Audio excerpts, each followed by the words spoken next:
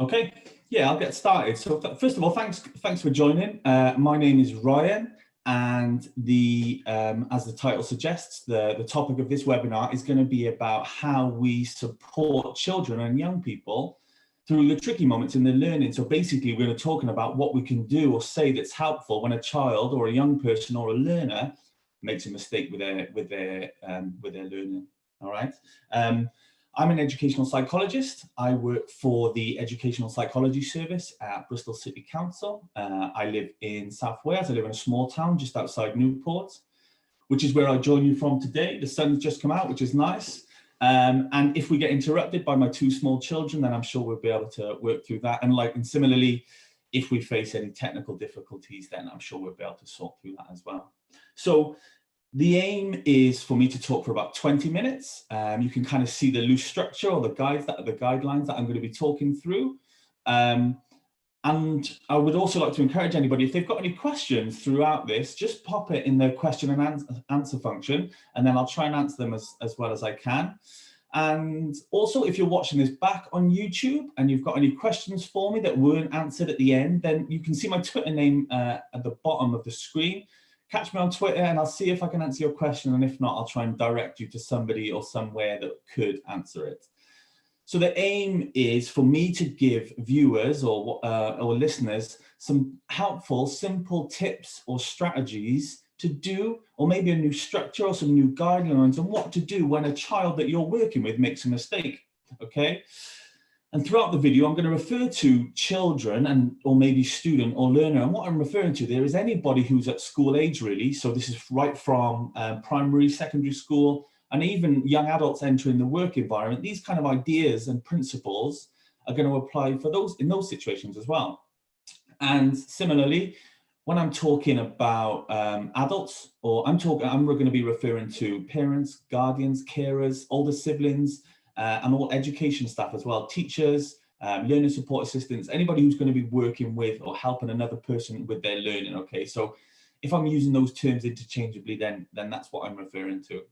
So let's get started. So like I said, what I'm going to be talking about is how we can support people when they make a mistake. And when a person, a child or a learner, it makes a mistake with their learning or does something wrong when they're playing a game, this is a great opportunity for us to this is a great learning opportunity, basically. What we say or do in these moments really potentially could dictate the learning habits or the approach to learning that person develops in the future. So if we're doing the right thing in these situations, it can be really, really powerful, okay? And one of the things that we can do is the first step here is the importance of creating the right environment, okay? So what we want to do is create an environment or culture that embraces mistakes, okay? Because traditionally in society and also in traditional education systems, mistakes were punished, okay? And also even from an evolutionary perspective as well, being able to avoid mistakes was a great evolutionary tool, because if you didn't avoid mistakes as early humans, you wouldn't have survived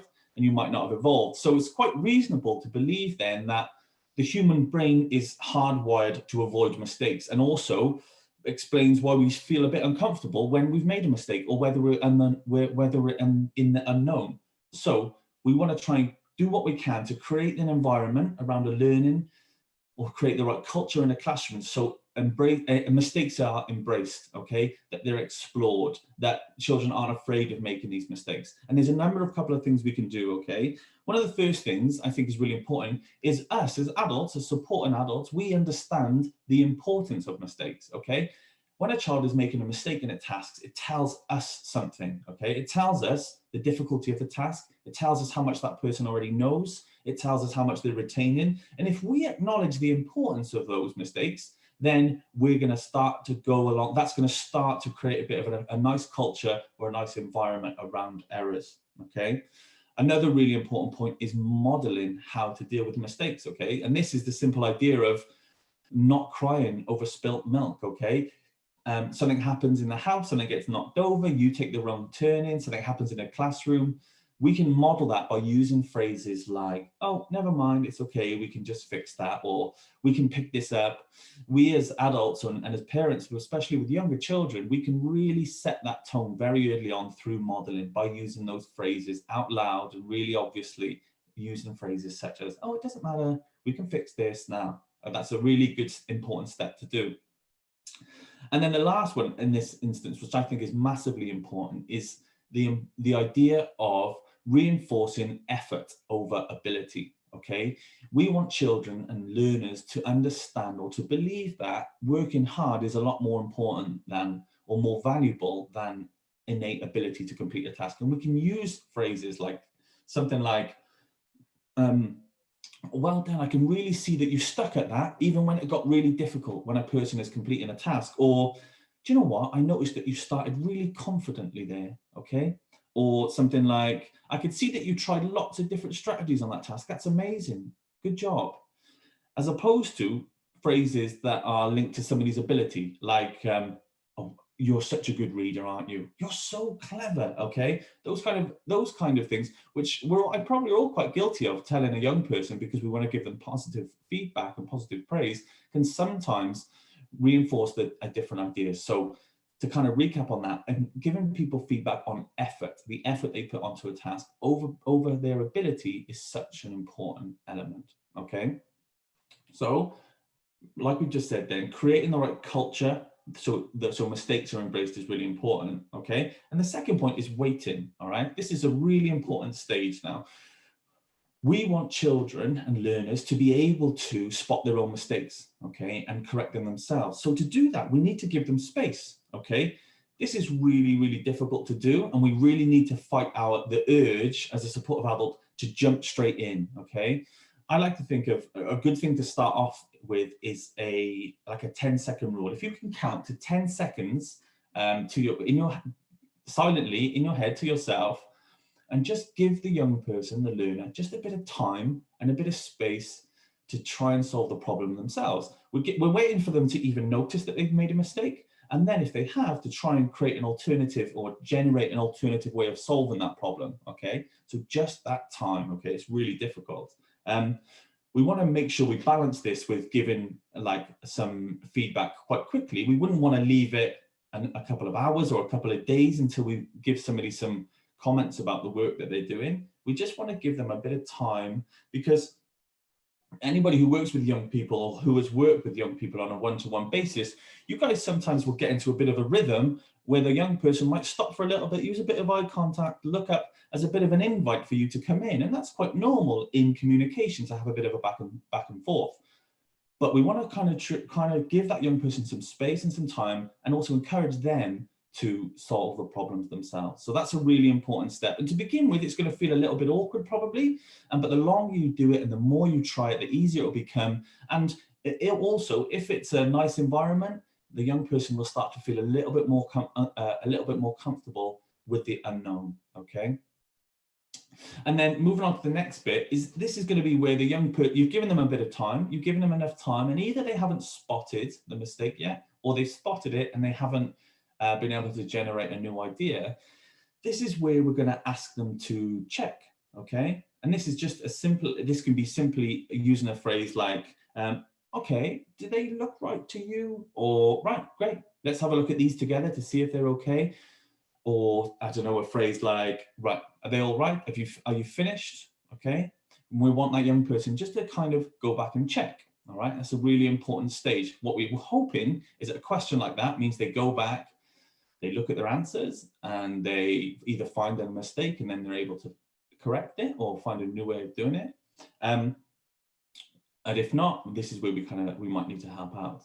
But what's really important at this stage is that we know that young person knows what checking means. Okay. In some instances, we might need to explicitly teach them how to check something. Okay. Depending on the task, we might need to explain to them, okay, when we're checking our work, this is what we need to do. Okay. We need to make sure that if we're asking a young person or a learner or a student to do something, then we need to make sure that they've got the skills to do it, or they understand what you mean. So if you are working with a child, then you need to make sure that they know how to check. This point, I like this stage for two reasons, because the best case scenario is the child spots the mistake and fixes it, and then possibly if they've spotted and changed the mistake again, they might be less likely to make that same mistake. But secondly, if they confidently announce that they've got it right, research tells us that errors that are made with high confidence, so that's where a child will say, no, I think that's correct. If they then get a bit of corrective feedback and then they're told that that's not quite accurate, research has shown that those people are a bit more active and a bit more exploratory when trying to find the correct solution, okay? So sometimes this can be a really effective method of just asking somebody if it's correct or not, asking them to check. What's important with this, though, is that research was done with children who were working at like an age equivalent level, okay? So these were children who didn't have special education needs. If you were working with a young person who had special education needs, you'd need to make sure that, like I said earlier, they have been taught how to check their work, or that they've got the skills to check some work, okay? And similarly, if you were working with a young person who had social and emotional difficulties, they might not feel as comfortable with confidently answering, saying that they've got a question right and then they find out that it's not right. So you'd have to use your judgment with that about asking people to check if they've made a mistake or not. So that's that third point. And then this next point, this is when we've given the person some space, we've given them some check, we've asked them to check and they haven't quite spotted what they need to do yet, or they haven't come up with a way of solving it. And this is where we need to work with the mistake, okay? This is when we need to do something or say something to help that person solve that problem. And at this stage, it might be worth noticing that you might have noticed that the stages that we're going through are slowly increasing the amount that we're doing, okay? We're gradually increasing the amount that we're involving ourselves or getting involved in it. To the first point, where it might look like we're not really doing anything, okay, to help the young person. If we jumped in too early and started to help with mistakes without giving them some time, there's a danger that that young person or the learner or the child might not yet you might miss the opportunity for them to develop those problem solving skills. So what we're aiming for to do is, as a helping adult in any situation, is just give a gradual amount of support, starting off with a small amount and then slowly increasing the amount.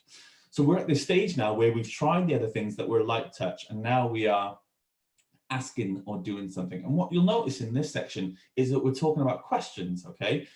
Asking questions as opposed to giving a learner some information or giving a child information is more effective, because if we can ask the right question at the right time, then that person might be, we want to spark them into doing that work themselves as opposed to giving them right information. So we're working with the mistake. What's really important here is we spend some time working out where the mistake has been made, okay? And working out the root cause of the mistake. This is a really important stage. If you're working with a child and you spend some time exploring what's the cause of their mistake, if they're comfortable talking about it, you might begin to notice that there's common mistakes being made across different activities, okay? It might just be like a careless mistake, or it might be a systematic mistake, but conversations that are playful and exploratory around mistakes are really helpful, because possibly that young person might spot what they might do in the future and stop them from doing it again, okay? But when we're thinking about where the mistake is made, I really think an important thing to remember that all learning activities have three distinct parts, okay? When they are collecting the information, processing the information, and then expressing our information, all right? All learning activities have those three distinct parts. The collecting information, this is when a child is either reading something or watching something or listening to something, watching a video, listening to a teacher, reading something from a page. That's where they're collecting the information. The second stage is processing information. This is, do they remember what the problem is? Are they able to name the things that they know? Are they able to think of some strategies that they've done before? Are they able to, the information that they're collecting, are they able to relate to it? Do they know what it means? Okay, and then the last bit is expressing it. This is how they're showing their answer. Okay, this might be writing an answer, this might be saying an answer out loud, okay? And if we try and work out where the mistake is made in those three parts, that's a really, really helpful model to use, okay? And the good place to start is with a question. And a question I like to use at this stage is based on the first bit of the collecting information, is trying to work out, is the young person or child seeing and hearing the same as you? So a question like, right, what have you heard? Or what can you see? All right, this is a great opening question because it tells you if you are seeing the same thing. Okay, if they're missing something that is important to them, then you might want to point them towards that. But that's a great question to start off with. Okay, and there are some more questions as well, that if you think the difficulty is with they've not collected the right information, there are some more questions. Okay, so something like, what can you see, or what have you heard? A question like, can you visualize in your mind what you've heard? Or you might want to ask them to name some things. Okay, so what are these called? Or how many are there? Okay, so these are questions you can use to try and find out whether the young person's collecting the information. Again, the idea is that one of these questions kind of sparks something inside their brain and they go, great, now I can solve the problem, okay? But if we've asked those kind of questions and we know that they're collecting the right information, we move on to the second stage, which is now the processing bit. We're going to ask her some questions to work out whether they are processing the problem in the same way. So we might ask a question like, okay, what do you need to do? Okay, what's the problem asking you to do? Okay, or what information is needed? Or a question like, what can you ignore? What of this information is relevant? Or a question like, have you done something like this before? Can you remember how you did it? Okay, so these are questions trying to work out if the person understands the problem or if they've done something like this before. Okay, if we know that the problem isn't lying with there, and the problem is, the difficulty they're having is with trying to express this problem or trying to express the information they've got, we might want to ask a different set of questions. Okay, questions like, okay, have you thought through what you want to write? Or does that word look right to you? Is that word spelt correctly to you? Or have you thought through what you want to say? Or question like, is your language clear for the person who's going to read this? Or is your language clear with the audience that are going to listen to this? Okay, so these are specific questions that are related to how they're expressing it. So if you're an adult, to kind of summarize on that point, if you're an adult working with a child, if you have those three distinct areas of a task, collecting information, processing it and expressing it, and you trying to ask questions to work out at which stage the young person's having difficulties with, and at the same time, depending on the level, the kind of cognitive level of understanding it or age of the child, we want to encourage them to do the same. Okay, you might start to notice that there are common mistakes that that young person is making within a certain area. So you know then that they'll need some help with that in the future, or you can change the materials given that they have a common difficulty with that. Okay. So we've been through those different areas, and I just want to kind of summarize some of the key points that I've spoken about, because we're kind of coming to the end. So the first point I want to summarize as a key takeaway is the importance of embracing mistakes for people. Okay, having a culture at home with your learning, or in a classroom where you are actively exploring the reasons for mistakes and embracing the mistakes. So children want to start they're thinking about the mistakes they made, and also they're not scared of making mistakes like that in the future. Another really important bit is modeling. Okay, the importance of how we can model to other people how to make a mistake. All right, by using phrases such as well, it doesn't matter, we can pick this up if something gets broken, or it doesn't matter, I've taken the wrong turn and off the roundabout, we can just turn around at the next one. Okay, modeling how to deal with mistakes is such an important bit. Another really important takeaway is giving children this time and space to solve the problems themselves, and avoid our instinct to jump in and kind of help somebody. And then the last one, which I think is a really important takeaway, is the importance of praising a child's effort over their ability. Okay, so giving them feedback about the effort that they've put into a task, whether they've done well or not, giving them some feedback about how hard they've tried. Okay, so those are four nice, simple takeaways, and that's kind of the end of my talk. So thank you very much for listening.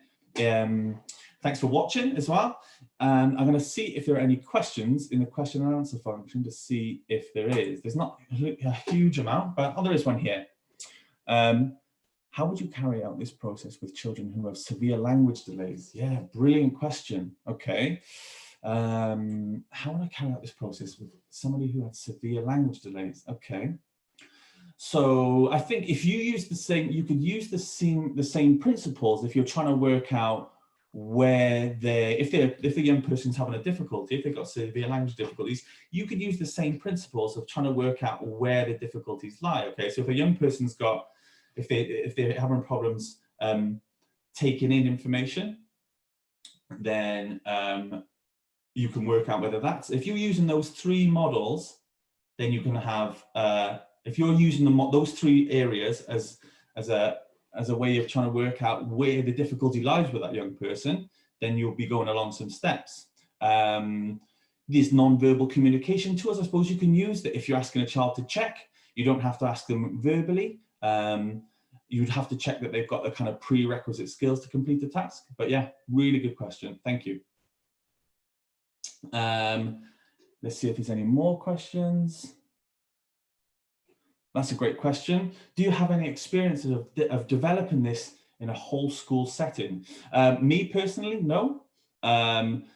There would be some, on first instance, I can imagine that there'd be some quite simple ways that you could do that. I could imagine some, in the same way I've seen in classrooms, like a list of things that we're asking children to do to check. This could be some principles that you talk about with your children about how to check your work. There could be some whole school training on that. That's a really good question. But although I don't have any direct experience, I could see that it's done. I think that's the last of the questions. Let's have a little one here. Let's have a look here. Okay, so here's a nice question about how this relates to the growth mindset approach. And I think that I can see where that question's come from, because there's a direct link between the growth mindset relates to the idea that a child's if a learner values effort, or if they know that they work hard at a task, they're going to do well. And that's the principles of the idea of giving feedback of praise over effort. So if anybody's interested in that type of thing, Carol Dweck's work on growth mindset is a really good place to start listening. There's some really nice, simple phrases or ideas that you can use, or posters that you can put up in classrooms. And let's go for the last question here. I should read these questions before I read them out, just in case they're a difficult one. What would you do for a child who often crosses out their work straight away when they think it is wrong? Yeah, that's a really good question. And it's probably something that a lot of people have come across before in the past. I think one thing you could do is understand where that's coming from, okay? There's a research that, and it's a kind of well-accepted theory that a person's fear of failure is directly linked to their self-worth, all right? So whether or not they think they're a good person. So if a person's afraid of failing, they are gonna think that they are a bad person, okay? So if a person is destroying a word, okay, they're either crossing out a word or maybe ripping it up, that shows then they're scared of failure, all right? So there are a number of different things. The things that I spoke about before are going to be really, really helpful, the kind of modeling, giving person some feedback over effort. But one of the most important things in this stage, if that person has internalized failure as themselves, everything they do is wrong, a really important thing is to make sure that person has a really, really good relationship with the person helping them, that they feel accepted in the class, they feel welcome, and they feel a valued member of the class. That will go a really long way to help that person feel a bit more comfortable with making mistakes, okay? And again, using some of the other principles, modeling, creating a nice atmosphere, a culture, creative, playful way that we talk about mistakes. But thank you. Thanks so much for your question. I'm going to leave it there for questions and comments. Thank you so much. Thank you very much for watching. If you're watching on YouTube and you've got any questions, then find me on Twitter, my username at the bottom. But I just want to finish by saying thank you so much. I hope the guys enjoy the rest of your afternoon. Thank you.